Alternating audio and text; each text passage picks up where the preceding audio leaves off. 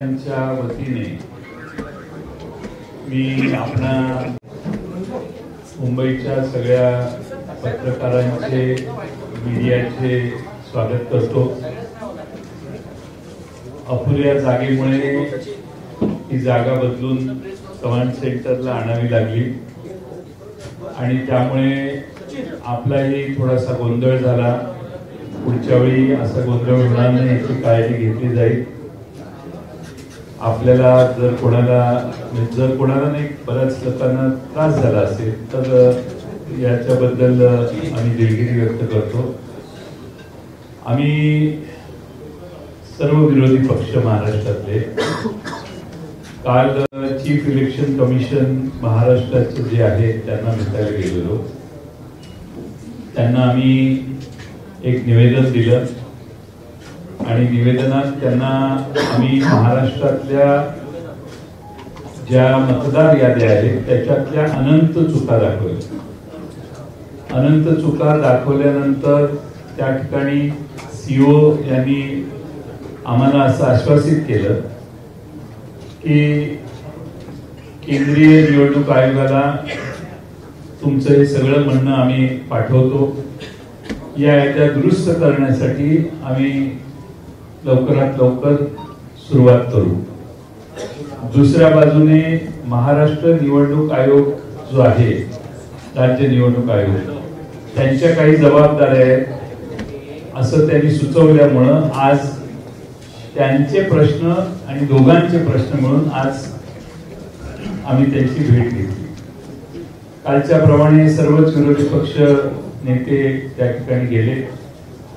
काही महत्वाचे एव्हिडन्सेस आम्ही दाखवले, काही पुरावे त्यांना दाखवले आणि त्या पुराव्याच्या सहित आम्ही आज त्यांना काही माहिती दिली। या पुराव्याच्या बरोबरच आम्ही त्यांना पत्रही दिलेलं आहे। पत्र देत असताना मतदार यादीत मोठ्या प्रमाणात मतदारांचे पत्ते अपूर्ण चुकीचे घातलेले आहेत, घर क्रमांक चुकीचे आहेत, तसेच प्रत्यक्षात संबंधित व्यक्ती त्या मतदार यादीत नोंद आहे ती त्या पत्त्यावर राहत नाही। मी काही उदाहरणं त्यांना दिली। त्यामध्ये मुरबाडमध्ये जे मतदार आहे, मुरबाड मतदारसंघामध्ये, त्या मुरबाड मतदारसंघामध्ये बूथ क्रमांक 8 मध्ये 400 मतदारांचं एक घर आहे। 400 मतदार आहेत की ज्यांच्या घरासमोर फक्त डॅश आहे, म्हणजे घर नंबर डॅश आहे। बडनेरा विधानसभा मतदारसंघ बूथ नंबर 211 वरती 450 मतदारांचं घर क्रमांक 0 लिहिलेलं आहे। कामठी विधानसभामध्ये देखील 867 मतदारांचं घर निरंक आहे, घर नंबरच नाही। बऱ्याच ठिकाणी दुबार मतदार नोंदवण्यात आलेले आहेत, म्हणजे एका व्यक्तीला 8-8, 5-5, 4-4 वेळा मतदानाचा हक्क दिलेला आहे। एपिक नंबर एकच असतो अशी आजपर्यंत आपल्या सगळ्यांची खात्री होती, पण मतदार याद्यामध्ये अनेक वेगळ्या एपिक नंबरची माणसं आम्ही त्यांना निदर्शनाला आणून दिली। त्यामुळं नालासोपारा मतदारसंघामध्ये सुषमा गुप्ता या महिलेचं नाव वेगळ्या एपिक नंबर आयडी सह 6 वेळा नोंदवलेलं आहे आणि आपणच 12 ऑगस्टला विविध न्यूज चॅनलने माध्यमांमध्ये पुराव्यासह हे दाखवलं। 12 ऑगस्टला आपण दाखवलं।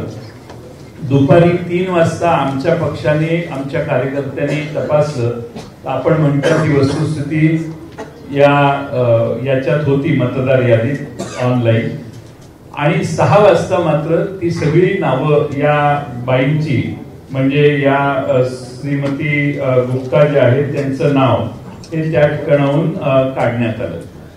आमचा प्रश्न हा आहे की आपण न्यूज चॅनलच्या मार्फत एक बातमी दाखवता, दुपारी 3 वाजता या महिलेचे फोटो आणि एव्हिडन्स तुम्ही टेलिव्हिजनवर दाखवता, तर सकाळी दुपारी 3ला ती नावं असतात, 6ला ती नावं जातात। आमचा प्रश्न आम्ही निवडणूक आयोगाला विचारलेला आहे की ही नावं कोणी काढली, कुणी त्यावर तक्रार केली, तक्रार कधी करण्यात आली आणि कुणी स्थळ पाहणी केली आणि हे फोटो एकाच महिलेचे आहेत याचं व्हेरिफिकेशन करण्याच्या कुणी नावं काढली.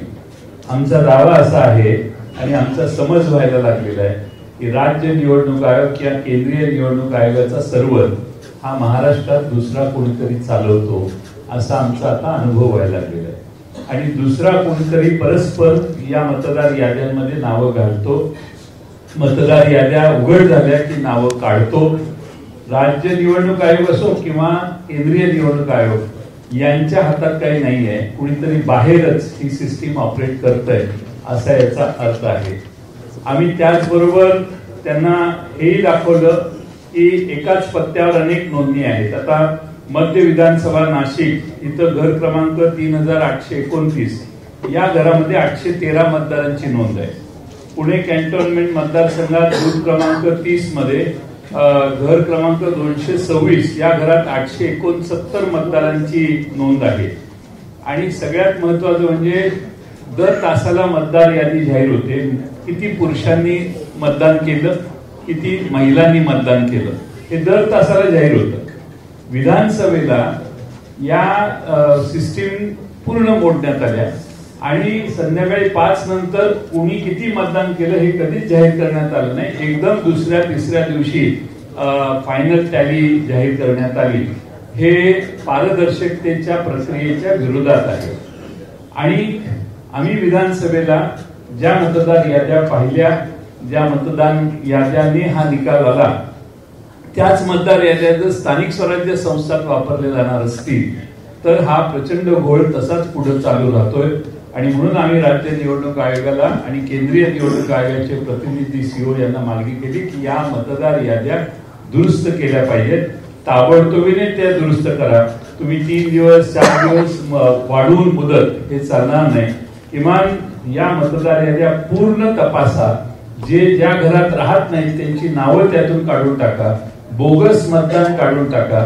एक आमदार परवाच जाहीरपणाने सांगितलं त्यांनी की 20,000 मतदार मला बाहेरून आणावे लागले, ते मी आणले आणि मग माझा विजय झाला. हे विरोधी पक्ष सत्ताच असणारे आमदारच जाहीरपणाने सांगतायत. याची नोंद घ्या हे आम्ही त्यांना सांगितलं. मी आपल्या सर्वांचं स्वागत करतो आणि पुढं माननीय बाळासाहेब थोरात साहेब काँग्रेस पक्षाचे ज्येष्ठ नेते यांना विनंती करतो की त्यांनी या ठिकाणी त्यांचं मनोगत व्यक्त करावं. माननीय जयंतरावांनी आपल्याला सविस्तर